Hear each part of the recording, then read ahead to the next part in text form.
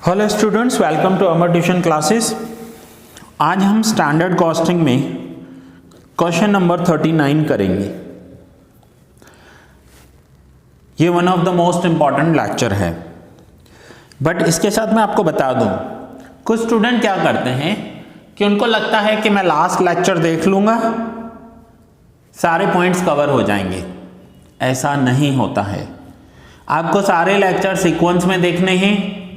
आपने अगर आगे वाले लेक्चर्स अच्छे से देखे हैं और उनकी प्रैक्टिस की है तो ही ये लेक्चर आपको समझ में आएगा।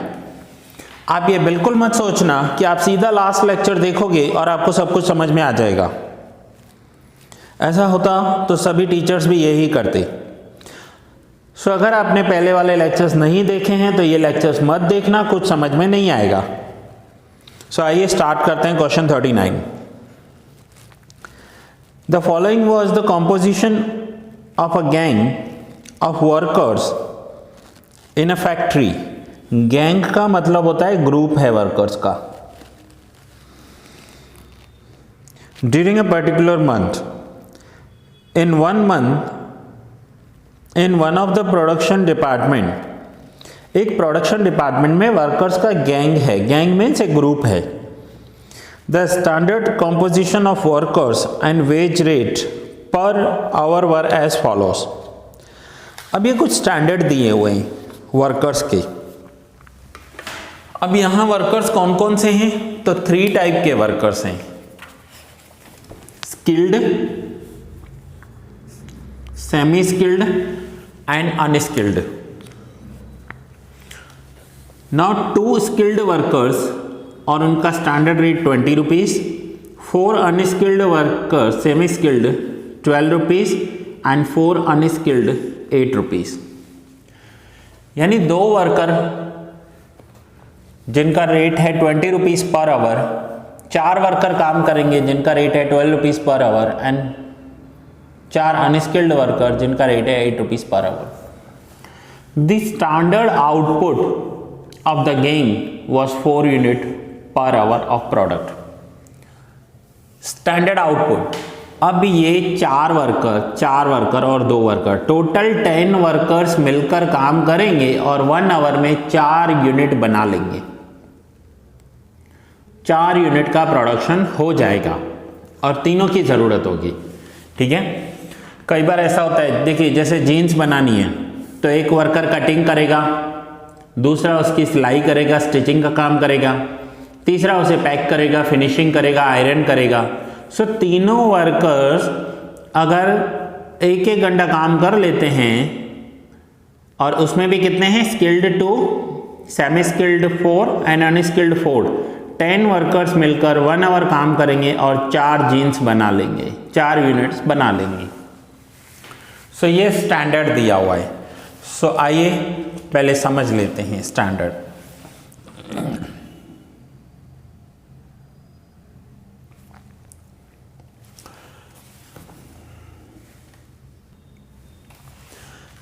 सो यहां पर मैंने कैलकुलेट किया है स्टैंडर्ड कॉस्ट पर यूनिट।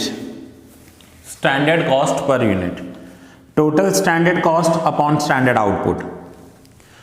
सो यहां देखिए क्या दिया हुआ है, 2 वर्कर्स 20 रुपीज़, सो 2 × 20 करेंगे।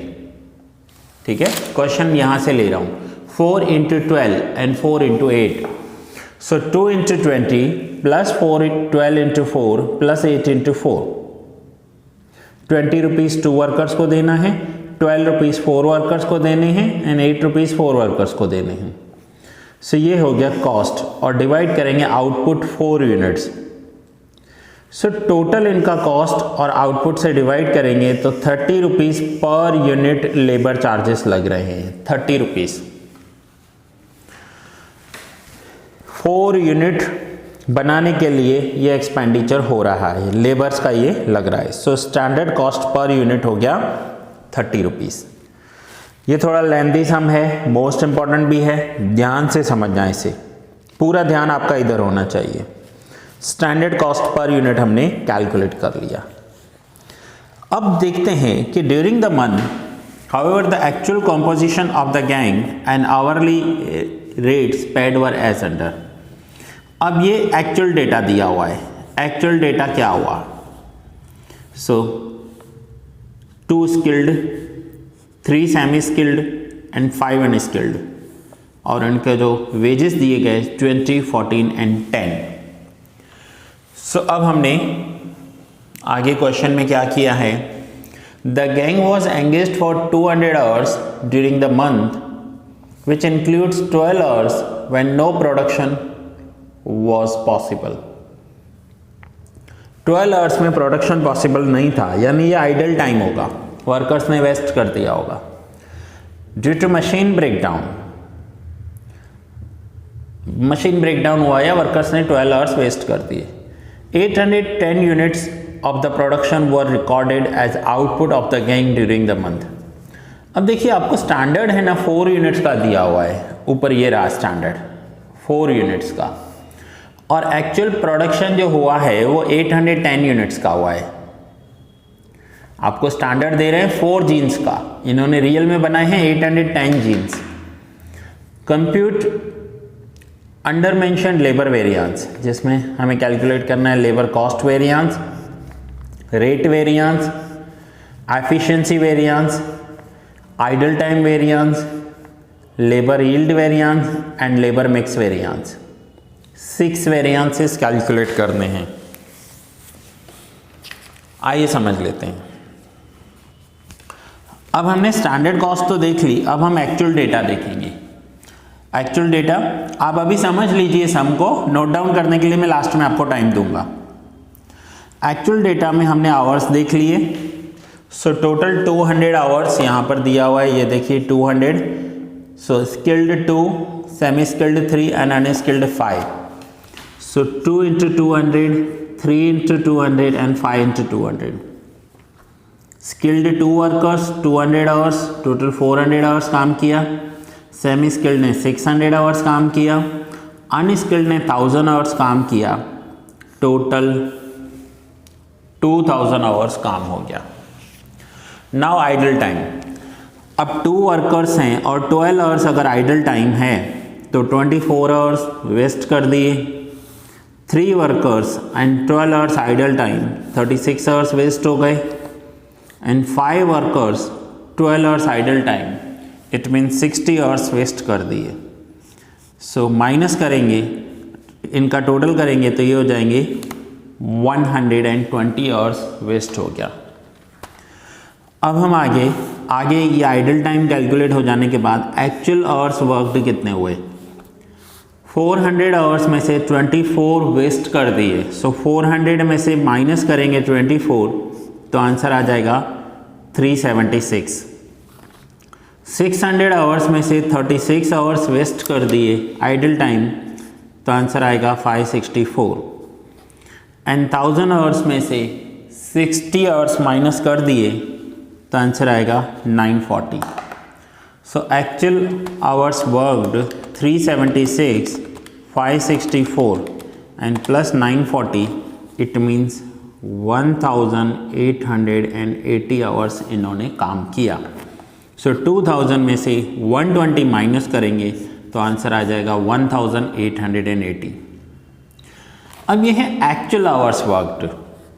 अब नेक्स्ट हमें चाहिए ये जितने भी वेरिएंस कैलकुलेट करने हैं उन वेरिएंसेस में हमें नेक्स्ट चाहिए revise standard hours.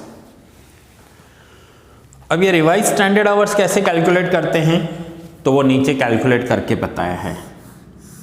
Revise standard hours मैंने यहाँ शॉर्ट में लिखा है स्किल्ड, सेमी स्किल्ड, अनस्किल्ड, आप पूरा लिखना। नाउ रिवाइज स्टैंडर्ड आवर्स में actual hours worked 1880 into standard ratio. Standard ratio ये रहा 2, 4 एंड 4। इनको 2 स्किल्ड वर्कर्स चाहिए थे, 4 सेमी स्किल्ड चाहिए थे एंड 4 अनस्किल्ड चाहिए थे, तो ये हो गया स्टैंडर्ड रेशियो। तो यहाँ पर आप फॉर्मूला लिख सकते हो actual hours worked into standard ratio. Standard ratio क्या था इनका, ये एक्चुअल आवर्स वर्कड और ये standard ratio. So standard ratio था 2, 4 एंड 4, तो इन तीनों का टोटल करेंगे तो 10 हो जाएगा। तो यहाँ पर लिखेंगे 2/10, 4/10 एंड 4/10। तो ये आंसर्स आ गए रिवाइज स्टैंडर्ड आवर्स, जो हमने रिवाइज स्टैंडर्ड आवर्स कैलकुलेट कर कर यहाँ पर रख दिए। अब इनका भी टोटल 1880 आना चाहिए। 752 इंटू 2 प्लस 376, 1880। देखिए इसकी मीनिंग क्या हुई कि सेमी स्किल्ड वर्कर्स की ज़रूरत थी 752 आवर्स की, उन्होंने काम किया 564, एंड अनस्किल्ड की ज़रूरत थी 752 की, जबकि उन्होंने काम किया 940 आवर्स। सो ये एक्चुअल इतने किए हैं और ये इतने करने थे, ये स्टैंडर्ड है। नाउ चलिए आगे कुछ और कैलकुलेशंस हैं। मैंने आपको बताया था ये थोड़ा सा लेंदी सम भी है। आगे और कैलकुलेशन क्या करनी है हमें। इनका स्टैंडर्ड था 4 यूनिट्स का, एक्चुअल आउटपुट 810 यूनिट्स था। सो हम यहाँ पर स्टैंडर्ड यील्ड कैलकुलेट करेंगे। Standard yield means standard output, standard production of actual hours worked. अब 10 आवर्स में 4 यूनिट्स प्रोड्यूस हो रहे थे।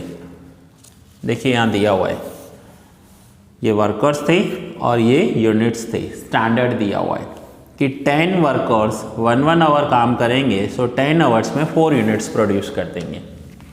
सो 10 आवर्स में 4 यूनिट्स प्रोड्यूस होने वाले थे। इनका एक्चुअल आवर्स वर्क कितना है 1880। सो 1880 में कितने यूनिट्स प्रोड्यूस होंगे, तो 1880 इंटू 4 डिवाइड बाई 10 करेंगे। ये आंसर कैसे आया 1880 into 4 divide by 10।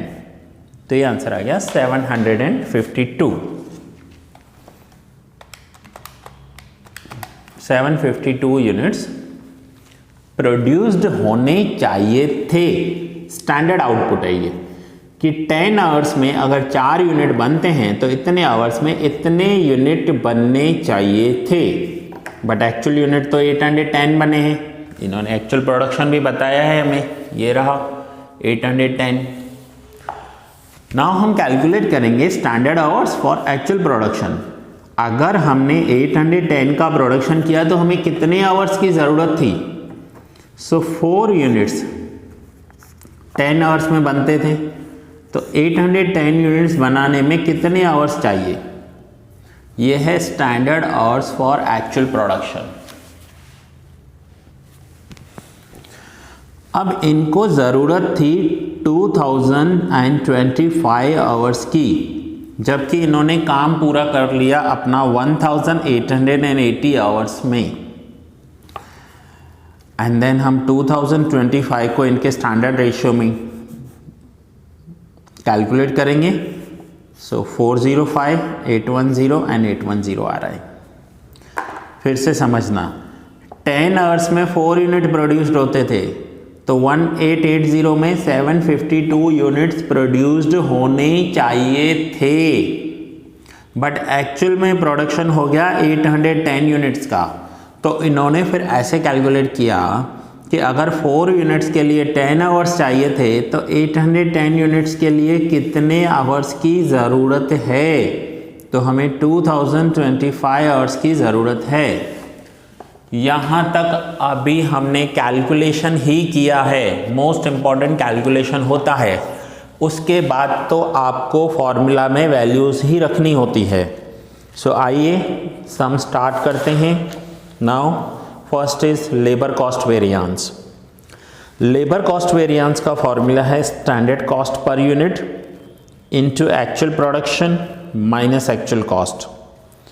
Standard cost per unit ये रही, standard cost per unit 30 rupees, हमने पेज 1 पर कैलकुलेट कर लिया था 30, इनटू एक्चुअल प्रोडक्शन बुक में आपको दिया हुआ है।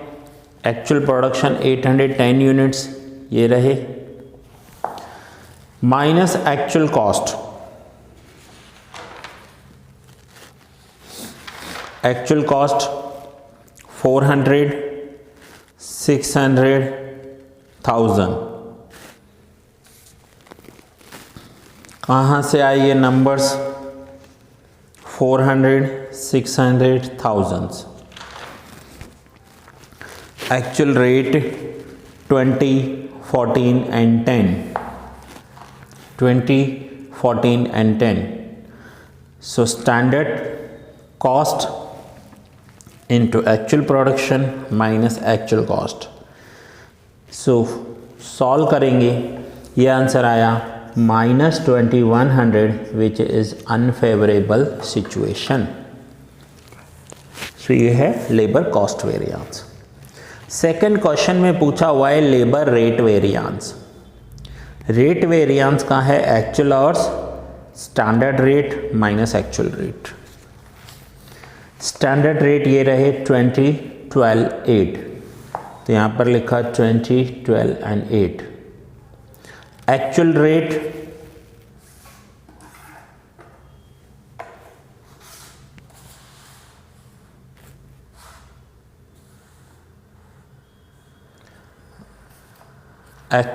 आप देखिए यहाँ पर दिया हुआ है 20, 14 and 10. So 20, 14 and 10. Actual hours worked वो तो हम ऑलरेडी आगे कैलकुलेट करके आए 400, 600 and 1000. 400, 600 and 1000. So then calculation करेंगे, आंसर आया -3200 which is unfavourable. So labour cost variance हो गया, लेबर रेट वेरिएंस हो गया. नाउ आगे कैलकुलेट करना है labour efficiency variance. Labour efficiency variance का फॉर्मूला है standard rate into standard hours minus actual hours worked. Standard rate ये रहा 20, 12, 8. 20, 12, 8. स्टैंडर्ड आवर्स हम कैलकुलेट करके आए हैं.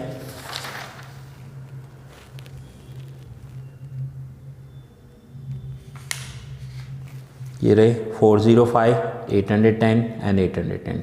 Standard hours.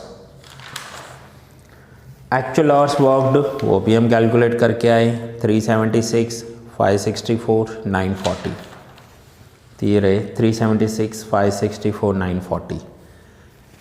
सो फाइनली हमने इसे सॉल्व किया और ये आया +2492 which is favourable situation. Next calculate करना है हमें labour idle time variance. Labour idle time का आंसर हमेशा नेगेटिव आता है. Standard rate into idle hours. So standard rate हमें बुक में दिए हुए थे 20, 12 and 8. So 20, 12 and 8. And idle hours means कितना वेस्ट किया इन्होंने. तो ये रहे idle hours 24, 36 and 60. So 24, 36, 60. Finally -1392 unfavourable situation.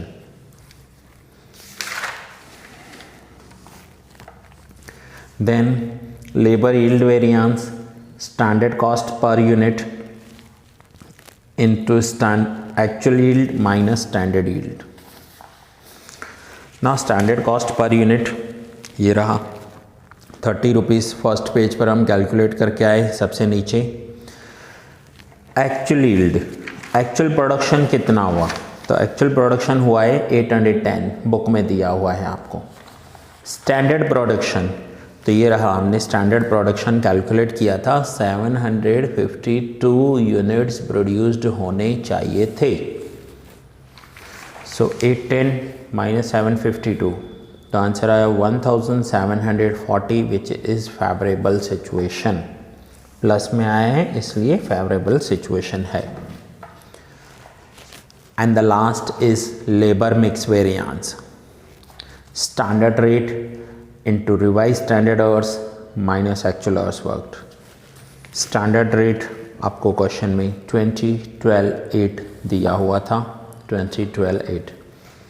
Revise standard hours हमने कैलकुलेट कर लिए थे. ये रहे 376, 752, 752.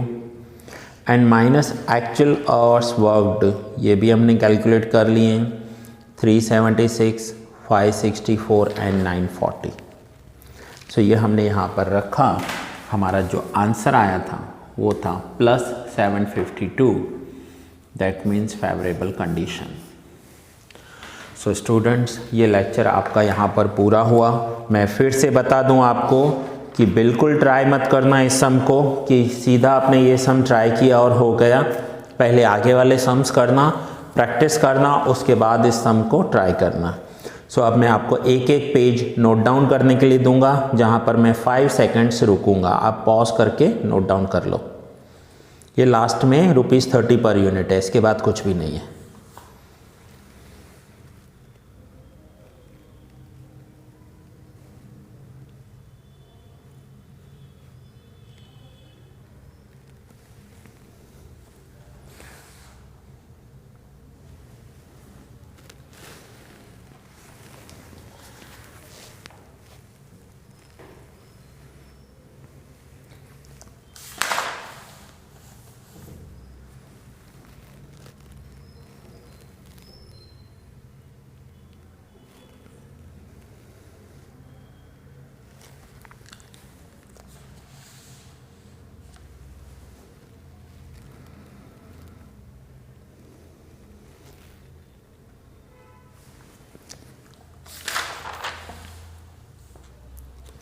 सो दैट्स इट स्टूडेंट्स, ये चैप्टर मोस्टली आपका कंप्लीट हो चुका है। फिर भी अगर आपको कोई डाउट है तो आप मुझे कॉल या व्हाट्सएप कर सकते हैं।